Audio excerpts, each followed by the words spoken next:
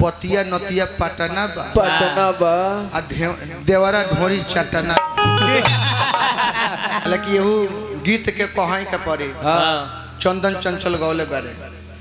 एक दिन देखनी कि मीडिया लोग उनका घरे पहुंचल बारे से हई भाई लो तो खाली गौनई घींचला ना पंकज भैया और 100 रुपया मैकवा लेके घूमत रह सो कनी के कहता दुआर पर जाकर चंदन चंचल के चाचा से पूछत रह कि तब चाचा जी आप क्या कौन है तो कहता कि हम चंदन चंचल के चाचा हैं तो आप कभी ढोरी चाटे हैं कि नहीं तो वो चौचो ठीक है बारे कहता कि चाटे तो नहीं है लेकिन अब हम भी सोच रहे हैं कि चाटे। अच्छा कितना गलती बात बा ठीक बा कौन नया पर चंदन बाउर गीत नानू गौले हम एक पहले हूँ बाउर गीत लोग आवेलन गौले बन खाली चंदने चंचल पर हमला काय होता अब वो जाके ओट पोट लोग सवाल पूछता जौन सवाल ओका चाचा से लोग पूछ वो तो अपनो बाबू से मीडिया लोग पूछ सकतन घर ही कि तब बाबूजी एगो ब्यास गौले बा कि देवरा ढोरी चटना बा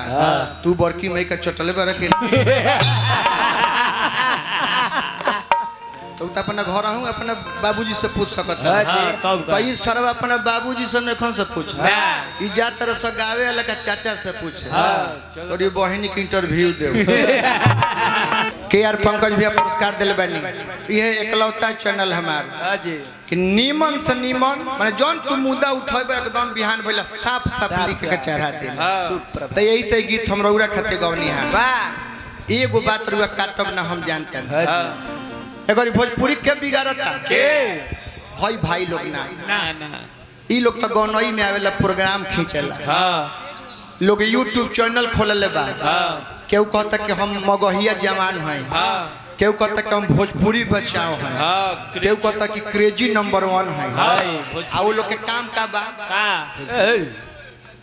का हल्ला होता वो लोग के काम का बा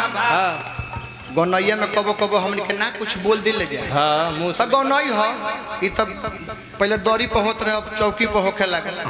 ना तो ई तो समियाना के चीज है तनी आदमी हंसे सब कहते कुछ बोल देवेला तो हमनी ले बाउर ऊ लोग बोल के